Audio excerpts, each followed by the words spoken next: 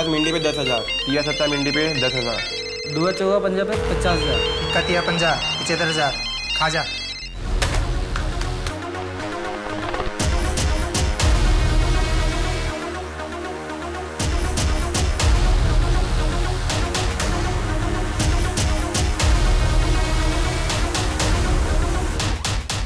दुआ चौका पंजा खुला है।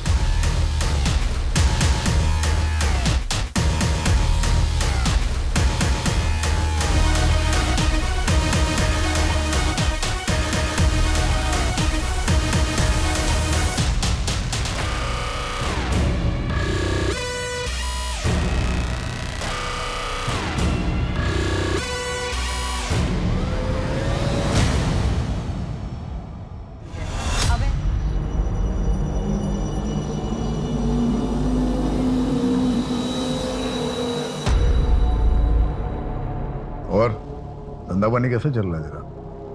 बढ़िया चल रहा है। अरे धीरज अंकल, नमस्ते। नमस्ते बेटा, कैसी हो? अच्छे।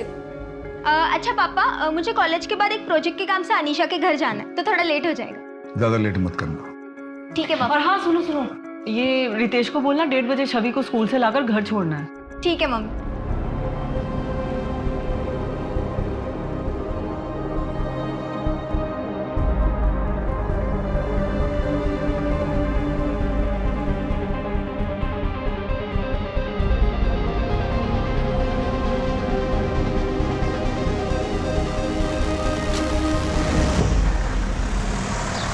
अजीत, मैं सोच रहा था कि प्रियंका की शादी अपने बेटे पीयूष के साथ करवा दे, कैसा रहेगा? तुम्हारा बेटा महीने भर में जितना कमाता है उतना मेरी बेटी अपने दोस्तों पर एक दिन में खर्च करती है। 22 साल हो गए अजीत, आज भी तो वही बात पकड़ के बैठा है। तुम्हारी बहन रश्मि को मैं बहुत पसंद करता था। यही बोला था ना तुमने जब मैं रश्मि का हाथ मांगने आया था तुमसे। देख, मेरी जगह अगर तू रहता तो तू भी यही करता। और वैसे भी तुम उस वक्त सिर्फ सट्टा खेला करते थे और सारे पैसे सट्टे में उड़ा देते थे। आज भी वही करता हूं मैं। फिर भी रिश्ता क्यों छोड़ना चाहते हो मुझसे? तो अच्छा ही हुआ ना, धीरज भाई साहब ने आपको मना कर दिया, वरना मेरा क्या होता।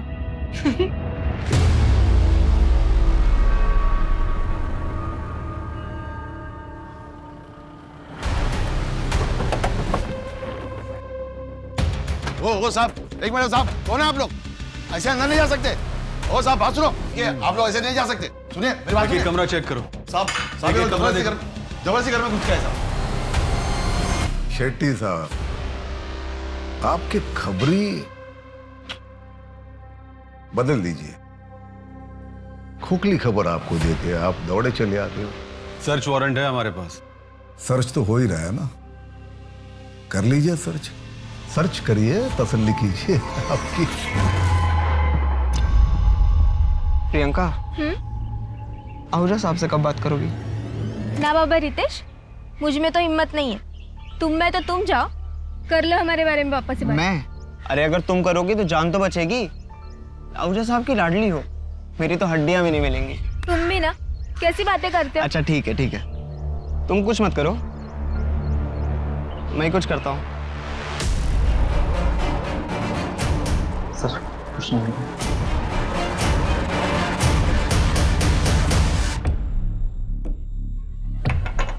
शेट्टी साहब, देखिए हम लोग शरीफ लोग हैं, आपको यहाँ कुछ नहीं मिलेगा।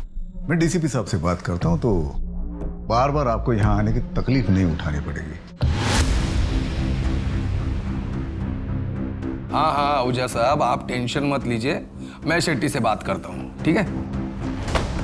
शेट्टी, तुम्हें तो बड़ा यकीन था, टिप पक्की थी, फिर क्या हुआ? हाँ सर, टिप तो बिल्कुल पक्की थी, लेकिन देखो शेट्टी, हमें सिर्फ एक मौका मिलेगा आहूजा के काले धंधे बंद करने का।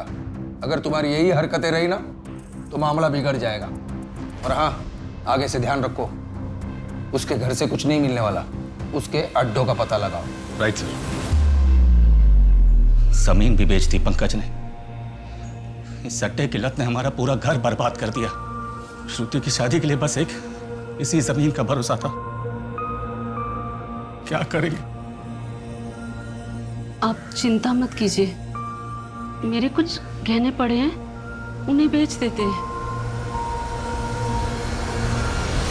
देखो पायल, तुम 13 साल की थी जब यहाँ लाई गई थी। उस वक्त तुम कुछ नहीं कर सकती थी, पर अब तुम कुछ कर सकती हो और मैं तुम्हारी मदद करूंगा। यहां से निकल के तुम जान जाओगे कि बाहर कितनी खुश रह सकती हो तुम।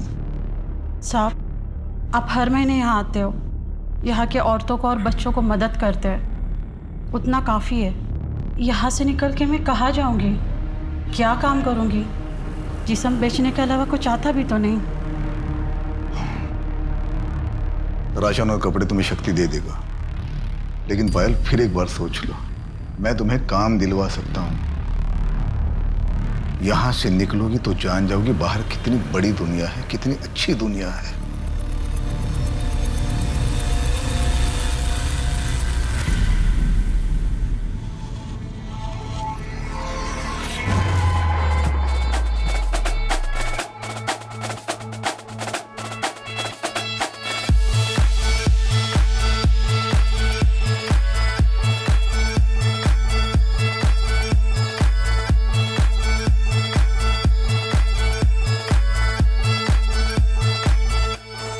जीत, congratulation. Thank you very much. अरे आज तो तेरे लिए डबल सेलिब्रेशन का दिन होगा। एक तो तेरी एनिवर्सरी और दूसरा इंडिया वर्ल्ड कप भी जीत चुकी। क्या हराया यार श्रीलंका को आज। सेलिब्रेट कर दो, चल चलो आओ।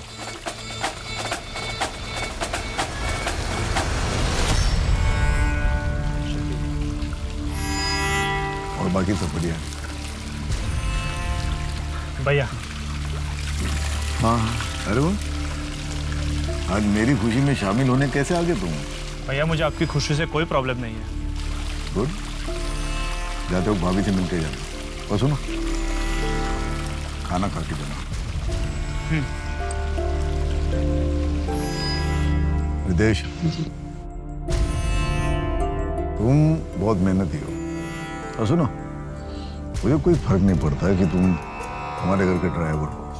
किसी भी काम से कोई छोटा या बड़ा कभी नहीं होता। अपने अरमानों को बड़ा रखो, अपने आप बड़े आदमी बन जाओगे।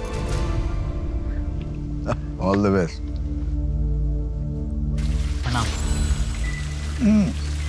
अवजय साहब सुबह के लिए माफ़ी चाहते हैं। वो कहे ना कि शेट्टी साहब बताए बिना ही मुझे यहाँ लेकर आ गए। तुम्हारी बीवी प्रेग्नेंट है ना, और तुम्हारा ट्रांसफर रुकवाना है। Yes sir. बोल दिया मैंने, हो जाएगा। बहुत बहुत शुक्रिया, चलता हूँ। ड्रिंक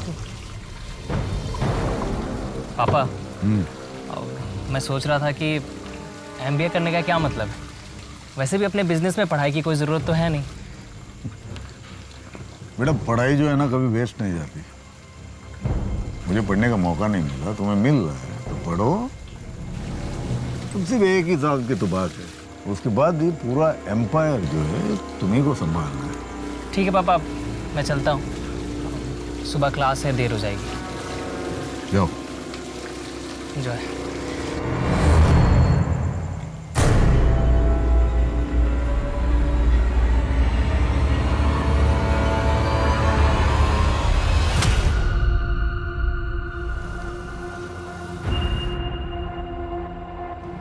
साहब, आपने हमारे बेटे की जमानत की बात की है क्या?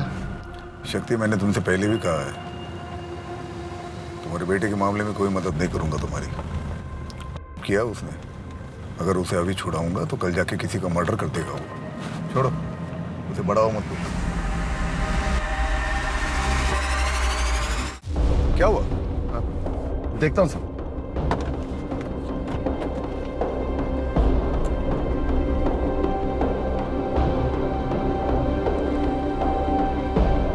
साहब, गाड़ी गर्म हो गई है, पानी लेकर आता हूं।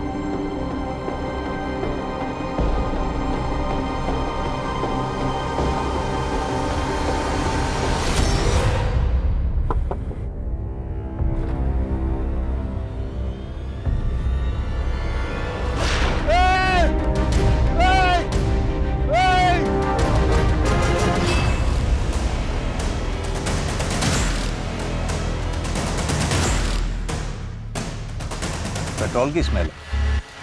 सर, पेट्रोल की पाइप पहले से कटी हुई थी। ड्राइवर शक्ति ने वहाँ दूर से एक आदमी को गोली चलाते हुए देखा। वो कंबल ओढ़े हुए थे। जब तक शक्ति भागकर यहाँ आया तब तक वो आदमी 5 लाख रुपए कैश लेकर उस तरफ भाग चुका था।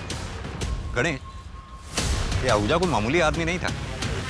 इसके घर के बाहर सिक्योरिटी लगी रहती है, तो दिन दहाड़े उसकी गाड़ी की पेट्रोल पाइप काटना आसान काम नहीं है। सर, इस एरिया में काफ़ी रॉबरीज होती हैं। इस बार आहूजा को टारगेट किया गया था और ये आहूजा भी काफ़ी कैश लेकर चलता है हमेशा। एक काम करो, इस एरिया में जितने भी गैंग्स हैं सबको राउंड अप करो।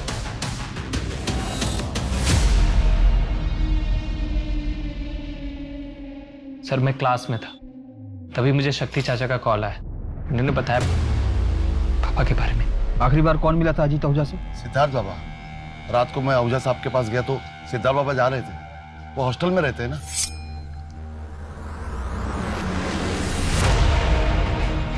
साहब, मैं निकलूं? हाँ शक्ति, तुम जाओ और सुबह 8 बजे आ जाना। वो कल नई साइट देखने जाना है। सर मैं कल सिर्फ आधे घंटे के लिए ही आया था, उसके बाद घर चला गया। अभी सुबह ऑफिस के लिए निकल ही रहा था, तब खबर मिली। दीदी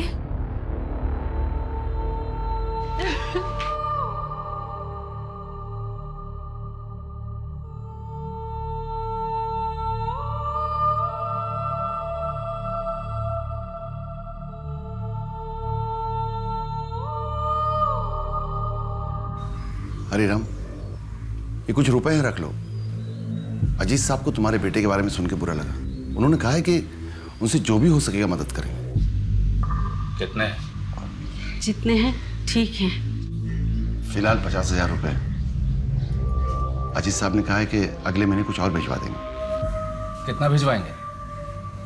मेरे बेटे की जिंदगी की कीमत कितनी होगी? तुम बोलो शांति, कितना काफी होगा तुम्हारे लिए कि तुम्हारे बेटे पंकज की कमी पूरी होगी? जाइए, अजीत साहब को कहिए अपना धंधा संभाले। मैं अभी जिंदा हूं, मैं अपना परिवार संभाल लूंगा। चाहिए। नमस्ते। पैसे मेरे हैं, किस पे खर्च करने, कितने खर्च करने, उसका डिसीजन मैं लूंगा। और तुमको इसके पहले भी मैंने पैसे दिए थे ना, फालतू के बिजनेस में लगाए और डूब गए सारे पैसे। भैया वो पैसे मेरे भी हैं। मैं कोई अय्याशी नहीं करता हूं, बस इस नरक से निकलना चाहता हूं। खुद का लीगल बिजनेस शुरू करना चाहता हूं ताकि अपने फैमिली को अपनी ईमानदारी से कमाए हुए पैसों से पाल सकूं। ईमानदारी से कमाए हुए पैसे जिन्हें तुम उस बिजनेस से कमाओगे जिसमें अपने भैया के इलीगल बिजनेस का पैसा लगाओगे। आप बीच में मत बोलिए भाभी। वैसे ही आप मुझे इस घर से निकालने में कामयाब तो हो चुकी हो, अभी क्या भैया की जिंदगी से निकालना चाहती हो? फालतू बात मत करो, निकल जाओ यहां से, निकल जाओ।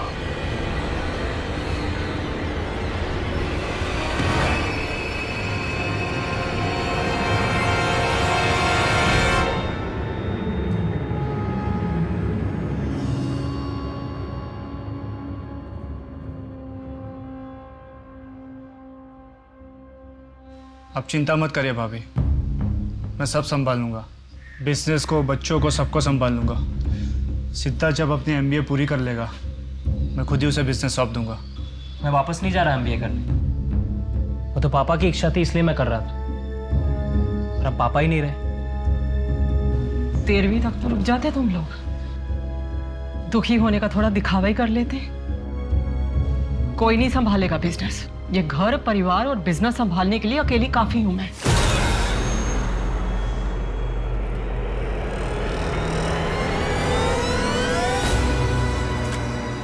सर, मुझे अजीत आहूजा की फैमिली के हर मेंबर को इंटेरोगेट करना होगा, साथ ही उससे जुड़े लोगों को भी। इसके लिए मुझे स्पेशल परमिशन चाहिए होगी सर, क्योंकि इसमें काफी बड़े नाम और पॉलिटिशियंस भी हैं। कोई जरूरत नहीं है ज्यादा खुरेदने की।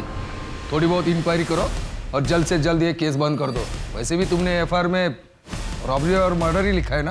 क्राइम सीन को देखकर तो यही लगा है सर। जिसने भी किया अच्छा काम किया है, समाज के वायरस को खत्म कर दिया।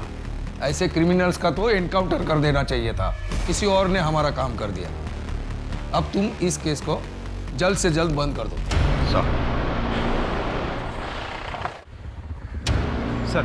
सर मैंने पता किया, आसपास के रॉबरी गैंग में ऐसी कोई इंटरनल बातें नहीं होती, और ना ही तो खबरियों के पास कोई लीड। अजीत आहूजा पे अटैक हुआ है, कोई भी रॉबर इस बारे में बात करने से कतराएगा। अपने खबरी नेटवर्क को एक्टिव रखो, कभी तो पता चलेगा किसने अटैक करवाया है। पेट्रोल का पाइप कटा हुआ था, यही बात मुझे खटक रही है। अब या तो कोई घर का स्टाफ हो सकता है या फिर कोई जानने वाला जो मर्डर के एक रात पहले उस पार्टी में वहां मौजूद था। सर ये पार्टी के कुछ फोटोग्राफ्स हैं, ये देखिए। सर अगर अजीत आहूजा के लाइफ से सस्पेक्ट छाटने बैठे हैं तो दर्जनों होंगे। बहुत बड़ा एम्पायर था, और जितना बड़ा एम्पायर उतनी ज्यादा दुश्मन। तो घर से शुरू करते हैं। वाइफ सुमन, भाई वरुण, बेटा सिद्धार्थ, बेटी प्रियंका और ये दो स्टाफ शक्ति और रितेश। सर ये एक बेटी भी है, छवि, एडॉप्टेड है, मैंने पता किया। ब्रॉथल से रेस्क्यू करके लाया गया था इसे।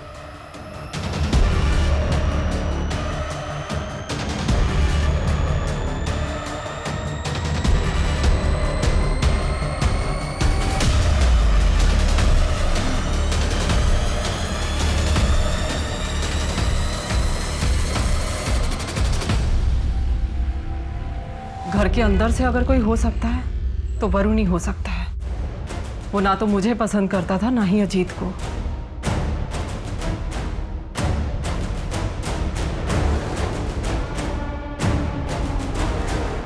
सारी दुनिया जानती है आपके हस्बैंड अजीत आहूजा इंदौर के सट्टे के बिजनेस के बादशाह थे।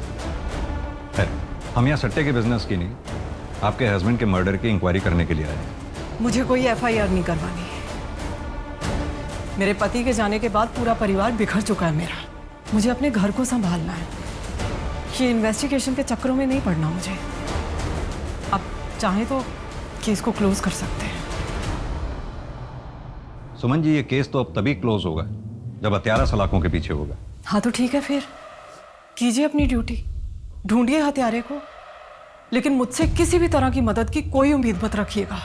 एक बात पूछूं आपसे, आप अपने हस्बैंड की मौत पे उतना दुखी नहीं लग रही जितना होना चाहिए। शोक मनाने का वक्त नहीं है मेरे पास। क्या उम्मीद करते हैं आप मुझसे? रोऊं, महीनों तक सदमे में पड़ी रहूं? देखिए, मेरे पति का मेरे और मेरे बच्चों के सर से साया उठने के बाद मुझे उनकी सुरक्षा भी देखनी है। हमारा कोई नहीं है अब। इस घर की पूरी जिम्मेदारी मेरे ऊपर है। सदमे में जाकर जो मेरे पास बचा है ना, मुझे वो भी गंवाना नहीं है। गलत उम्मीद कर रहे हैं आप मुझसे।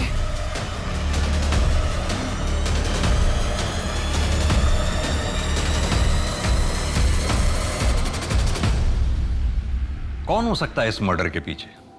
शतरंज का कोई ऐसा खिलाड़ी, शायद डीसीपी सर भी उसके प्यादे हैं। सॉरी सर, मन में खटका इसलिए बोल दिया। खटक तो मुझे भी रहा है। फिलहाल तो ये सोचते हैं कि अजीत आहूजा के मर्डर का सबसे ज्यादा फायदा किसे हुआ है? लगभग सभी को सर। सोर्सेज की माने तो सट्टे का बिजनेस अब सुमन चलाती है। बेटे सिद्धार्थ ने एमबीए छोड़ दिया क्योंकि वो उसे करना ही नहीं था। वरुण को फायदा हो सकता था, लेकिन सुमन ने उसके सपनों पर भी पानी फेर दिया। और वो धीरज? सर वो तो बचपन का दोस्त है, कॉर्पोरेटर है। अजीत पहले उसके लिए काम किया करता था, और पिछले 10 सालों में अजीत ने धीरज को पैसों से काफी मदद की है। यानी कि जिस धीरज की वजह से पिछले 10 साल से अजीत आहूजा का घर चल रहा था, आजकल वो अजीत आहूजा का कर्जदार है। जी सर।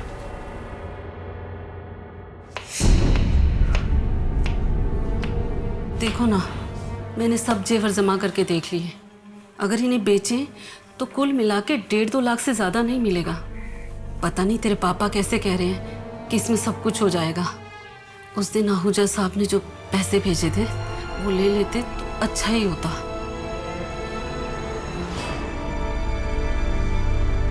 इतनी देर हो गई, तेरे पापा दूध लेने गए थे, 1 घंटा हो गया, अभी तक आए नहीं। शेट्टी साहब, आपने अजीत के इतने ठिकानों पे छापेमारी की, इतनी एक्यूरेट इंफॉर्मेशन आपको मिलती कहां से थी? हमारे अपने सोर्सेज होते हैं, और आप तो अच्छी तरह जानते हैं हम अपने सोर्सेज कभी रिवील नहीं करते। और आप डायरेक्टली डीसीपी सर को रिपोर्ट करते हैं? बिल्कुल। अजीत के मर्डर की प्लानिंग इतनी बारीकी से की गई थी, और यह काम वही कर सकता है जिसे कानून और सबूतों के बारे में बहुत बारीकी से जानकारी है। या तो वो पुलिस का कोई आदमी हो सकता है, या फिर कोई हिस्ट्री शीटर या हार्डकोर क्रिमिनल। आपकी नजर में भी तो कोई रॉबर्स का गैंग होगा ही जिसे आपने गिरफ्तार किया हो और जो अब बेल पे बाहर हो। आपका इशारा किस तरफ है चौधरी साहब? मैं बस सोच रहा हूं कि ये क्राइम एक परफेक्ट क्राइम। कोई भी क्राइम परफेक्ट नहीं होता। हाँ, हमें खोदना पड़ता है। एक आदमी था हरिराम, उसके लड़के ने सुसाइड कर लिया। सट्टे में अपना सब कुछ गंवा चुका था। उसके बाद हरिराम ने भी सुसाइड कर लिया, और हरिराम की तरह न जाने कितने परिवार अजीत आहूजा की वजह से बर्बाद हो गए। जो होता है अच्छे के लिए होता है। समाज के लिए खतरा था अजीत आहूजा।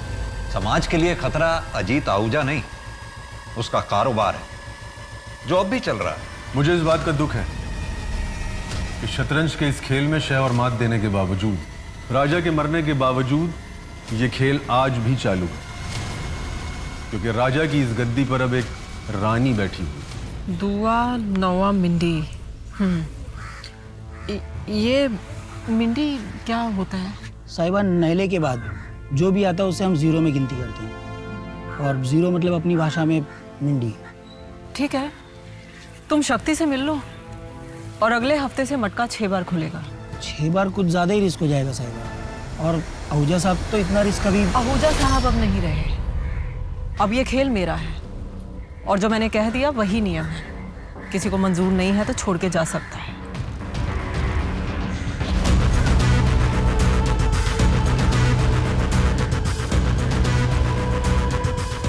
एक दिन ही हम सबको ले डूबेगी।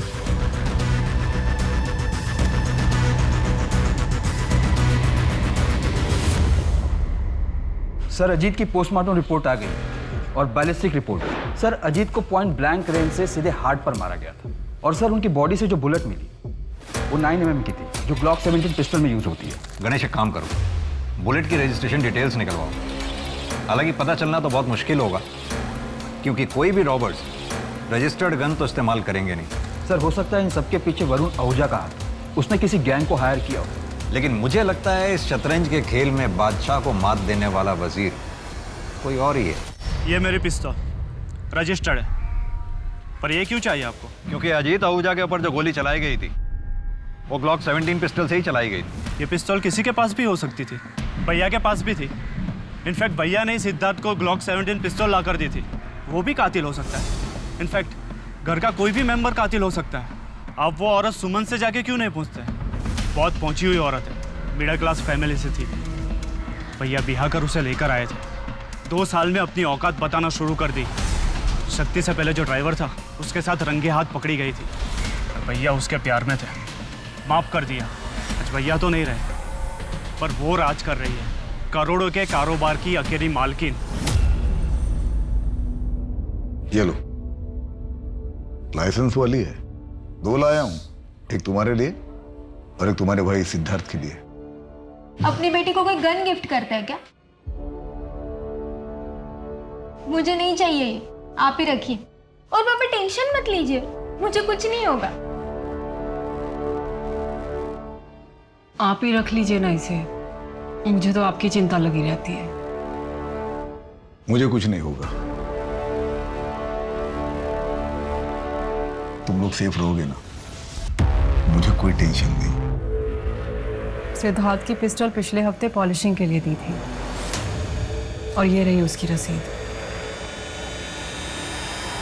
शक्ति चाचा, चाचा कहाँ हो आप? आ रहा हूँ बेटा, बाथरूम में हूँ। हाँ चाचा जल्दी आओ, ये मम्मी ने कुछ पैसे और कपड़े भेजे।